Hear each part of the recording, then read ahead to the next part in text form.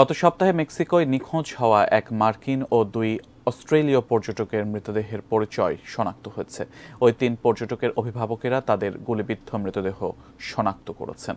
নিহত তিনজন হলেন অস্ট্রেলিয়ার দুই ভাই ক্যালাম রবিনসন, জ্যাক রবিনসন এবং যুক্তরাষ্ট্রের কার্টার রোড। চলতি সপ্তাহের শুরুতে বাজা ক্যালিফোর্নিয়া রাজ্যে তাদের মৃতদেহ পাওয়া যায়। তারা ছুটি কাটাতে মেক্সিকোয় গিয়েছিলেন।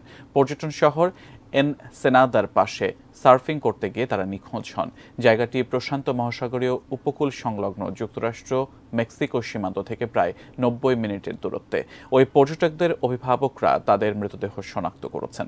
রাজ্যটির অ্যাটর্নি জেনারেলের দপ্তরের একটি সূত্র জানায়, ওই তিন পর্যটককে হত্যা করা হয়েছে কেননা তিনটি মৃতদেহের মাথায় গুলির চিহ্ন রয়েছে।